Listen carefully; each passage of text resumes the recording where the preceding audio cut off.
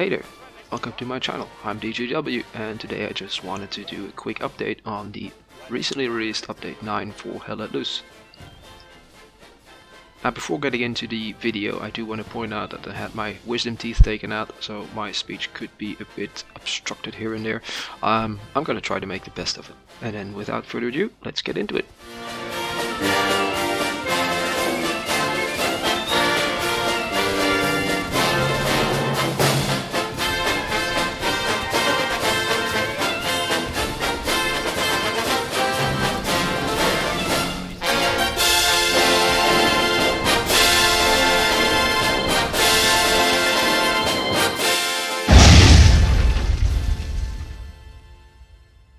Now, update 9 feels like a smaller update when it comes to the meta of the game. There's not that many changes, but there is a few significant changes that I think you should be aware of. Now, the first one that you're going to notice is the spawning section of the game. When you're in the spawning map, you will see that the garrisons and outposts are larger, so they're easier to spot where they are. However, they did change the color of the friendly outpost, so the squad that you are in, from the green that was in update 8 and before to the standard white that all the spawn locations are.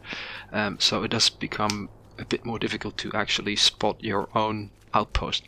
I wouldn't mind if they would change that back to what it was. Now on the side of the map you'll see a list of all available spawns, but I do spot a little issue here. The list seems somewhat random, so I don't see a direct logic to the order of the list, nor do I see the point of having the outposts of other squads in that list, as you in a specific squad can't spawn on any other outpost than your own. But I wouldn't be surprised if they were to change this in a future update, or maybe even just a hotfix. Next up is the Airheads, which are now available for 3 minutes instead of the other 2. I've not been able to play around enough with this to really see the impact of this, although I do expect it to become easier for the attacking forces to overrun the enemy from multiple angles in this way. So I'm not entirely sure how I feel about this change.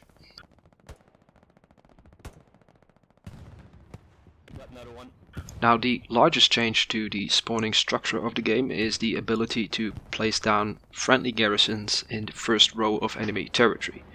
I have already spotted some issues with this because they become unavailable when an enemy is within 100 meters, so you can't even spawn on them anymore. So placing them relatively close to a stronghold of the enemy doesn't make any sense because you're not going to be able to spawn on them. However, once they're built, they will stay in place when you capture that area, and they will become immediately available to spawn on in any case. Downside to these garrisons is that they require 100 resources instead of 50, so it is more difficult to put them down for starters.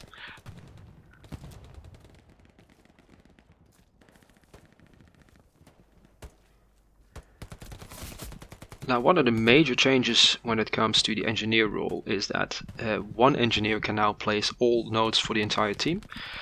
Before, an engineer could only place down one of each, and the other available 3 nodes would have to be placed down by another engineer, and you would just have to hope that somebody does it.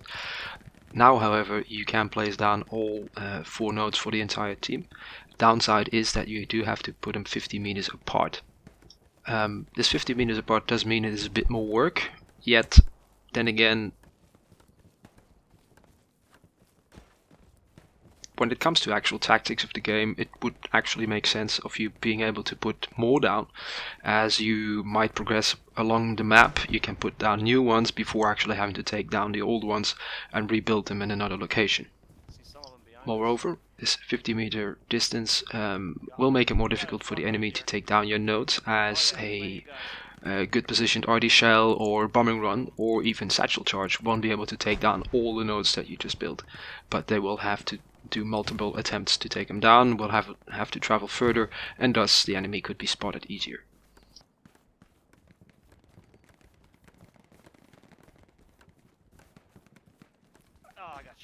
Now, something that I really like about this new setup is that if you place down a blueprint, it will automatically disappear after 3 minutes if it's not built. Previously, you would have to take down blueprints that were not used if you are, for instance, don't have the resources available or you don't want to position it there, and it would take you the full amount of time to take down a node, to take down the blueprint of that node, which is a pain in the ass. Now it will disappear after 3 minutes if it's not built, and it is, I think, 5 seconds to take down a blueprint if it's not going to be used in that location. So yeah, that is a great improvement to the game, and it does make the flow a lot easier. Lastly, the barbed wire that you can place down is now 2 stacks high instead of 1, and is pretty much entirely impassable. There is a few little tricks that you can do to get over it. If you time your jump exactly right, you will actually jump it, but that is quite difficult. For what I can see for now, it doesn't deal any damage, but I have heard that they will add a damage model to that, so you will get hurt if you run into that barbed wire. Does mean that barbed wire can now actually be used as a proper barricade for entrances to specific areas, etc. And you can kind of force the enemy into a bottleneck where it becomes easier for you to pick him off, and also does defend the area. Now, one small change to the score chart is that you can now add a friend on Steam directly from the score chart. Before, if you wanted to befriend somebody via Steam, you would actually have to go to Steam, to your friends list, and then go to players that you've met on the battlefield, which was quite a hassle, and now you can pretty much do that by just clicking the add friend button in the score chart. Not a really big change, but a helpful one nonetheless. Now, update 9 also introduces 2 new weapons, or weapon systems I should say. First is the melee system. Depending on your loadout, you'll either have a knife or a shovel, and you can kill your enemy up close and comfortable without making any sound. Second is the addition of the MG34 to the German machine gunner role. Now, in terms of melee, this does allow you now to take down enemies quietly, although I haven't been able to actually come into position to field test it, so I don't know how it exactly works. So you're gonna have to bear with me on that. Hopefully, once I get around to it, I'll put it in the next tutorial video for sure. As for the MG34 is essentially the same weapon as the MG42, though it is more accurate and has a slower rate of fire. I personally prefer firing the MG34 because it does allow me to actually get more kills from my machine gun instead of just spraying an area and hoping that I suppress the enemy. Now, the American side also has a small change. The BAR is now the secondary option for the machine gunner. At this moment it feels a bit clumsy, to be honest, but I do expect them to add a bipod to this weapon so that it would actually make a lot of sense to use it as a machine gun option instead of just a Browning. So we'll have to wait and see how they further develop this. Enemy Garrison destroyed with that bomb and grab moving and now we'll take advantage of that. Now, what I think is one of the best additions to the game is actually the Utah offensive mode.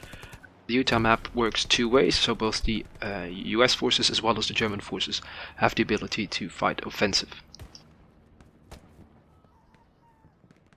While we are on the topic of offensive mode, it now only takes 60 seconds to cap an enemy area, where previously it took you 120 seconds. In all honesty, I'm not really liking this 60 seconds because it is becoming a bit easier actually to overrun the enemy if you push fast enough, and the enemy just simply doesn't have any chance of setting up proper defenses. But having said that, it could also just be the case that everybody just needs to get used to this new setup, thus this issue might gradually fade away when people get more used to it.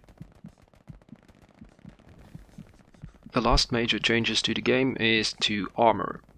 For one, the larger types of tanks, which is the Panther, the Tiger, the Sherman 75 and the Sherman 76, will no longer be destroyed by a single mine on the road, whereas they previously were.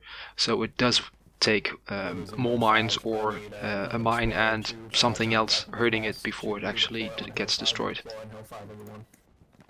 Secondly, when it comes to artillery and bombing runs, only direct hits will actually destroy the tank, and proximity will only damage it slightly. And the last change is that the MG belt now has 200 rounds instead of 100, which does feel much more natural, because 100 really is a little amount of ammo for a tank. I almost forget this major change, which is the HE shells. Previously you could hide behind a fence post and be safe from tank fire. That is no longer the case. That explosion from the tank hitting that post will still hurt you and might even kill you directly. Which obviously is a lot more realistic than the previous version of this. Now, having said all that, I am liking Update 9. I do see that it is quite a good improvement to the game. There is some tweaks that need to occur before I think the entire Update 9 is perfectly up and running. For instance, the grass loading and foliage loading issues that we had before are not properly resolved at all. And at certain rendering distances, say 70 meters, certain bushes still don't load up, so you can actually see the enemy that's trying to hide in them. Other than that, I'm steadily working on my engineer tutorial, which will be revamped to this Update 9 changes, and hopefully I'll have that up by Monday. So that wraps up the Update 9 video. I hope you liked the video and I hope you're enjoying Update 9. Let me know if you do and let me know if you don't in the comments below. Other than that, it would be great if you would leave a like, leave a comment and maybe go full crazy and subscribe to the channel. Free to let me know what you think about the content I produce, what can I improve and what is good as it is. With that being said, thanks for watching and I'll see you in the next one.